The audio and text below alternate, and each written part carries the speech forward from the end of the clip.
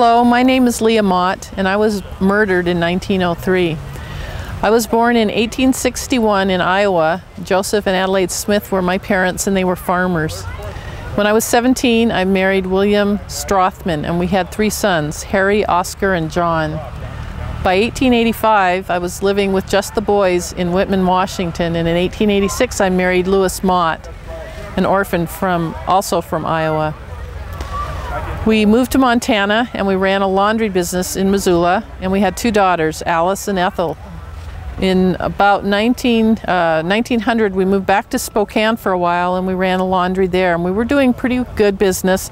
We actually had a maid from Switzerland who lived with the family. The family was my husband, one of my sons, and the 2 daughters. But my husband missed Missoula, so we came back here and we reestablished our business, which was the Troy Steam Laundry. And this was actually sort of a chain of laundries that were known across the country, and we were very careful to use only the most mild of chemicals to clean, and did really quality work that was not harmful to the materials we worked on. It was a really good business, and we did pretty well for a while. Unfortunately, Mr. Mott had developed mental illness, and he had addictions to cocaine, morphine, and he was a drinker. And that unfortunately made him very hard to live with. In about 1903, he went to North Dakota to get money that he said he wanted to put into the business, but I think really he was just avoiding creditors. I decided that I couldn't run the business anymore with him, and since the business was in my name, I sold it to some people I knew from Spokane. They came and took possession of it, and the new owners and their maid lived upstairs above the laundry with Mr. Mott and I and our 2 daughters. On this particular Sunday, we had had dinner, and Mr. Mott was in one of his usual rants. One of the new owners unfortunately made a comment to my youngest daughter, Ethel, that pretty soon she wouldn't have to listen to this kind of language anymore. And I'm not sure how he interpreted that, but it made him very mad, and he didn't take his anger out on the person who said it. He asked the 2 girls to go into another room to play cards, and he went and got a gun. And when I saw he had a gun, I tried to leave the house, and I started down the stairs, but he shot me 3 times in the back and once in the arm. And I made it to the bottom of the stairs, and I collapsed. There were actually a couple of policemen nearby who heard the shot, and they came and took Mr. Mott into custody and turned him over to the sheriff at the jail. I was taken to the hospital, but there was nothing that the surgeons could do for me.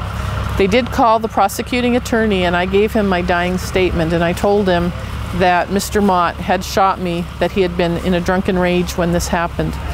I died after about 5 hours, and I was buried here.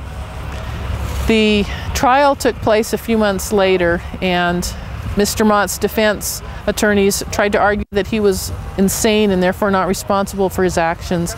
The prosecutors, of course, said that he was just drunk and therefore he was responsible.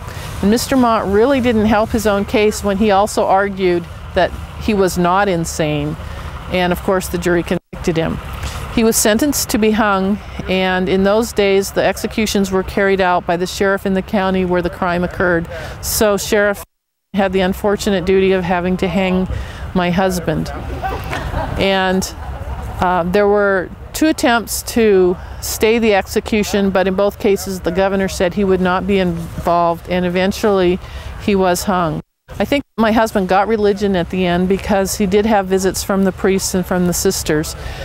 He had asked the sheriff for 2 things. One was that the rope be burned after it was used, and the sheriff agreed. Both of them thought it wasn't appropriate for souvenir hunters to be trying to collect pieces of this hanging rope.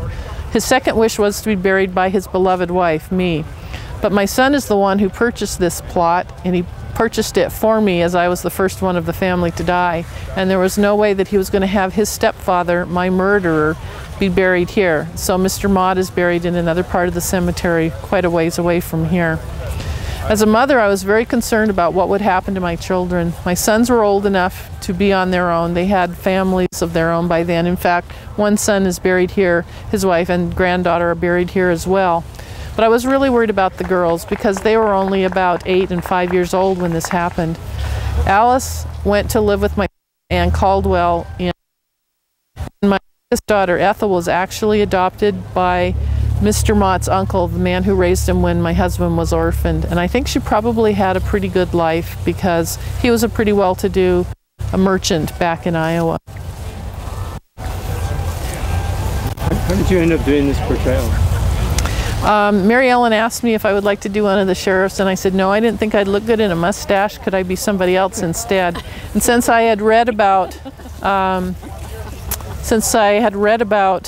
Leah Mott's murder and the hanging when I was researching for the sheriff's talk back in June, I thought, why not take the position of a victim this time, because I still had all the same information in the story. And it's very interesting to me that the same things are happening now that were happening 105 years ago. It's hard to get somebody mental health care if they need it but don't want it. Sometimes even if they want it, it's hard to get it. We still have people who deal with addictions, drug addictions and alcoholism, and cause horrible things to happen to their families. And we still have men killing their wives or girlfriends. Read all about it.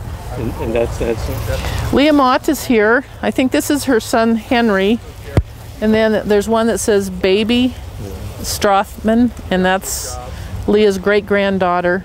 And then Emma Strothman is her daughter-in-law. And the daughter-in-law didn't remarry. She outlived my son by about 50 years.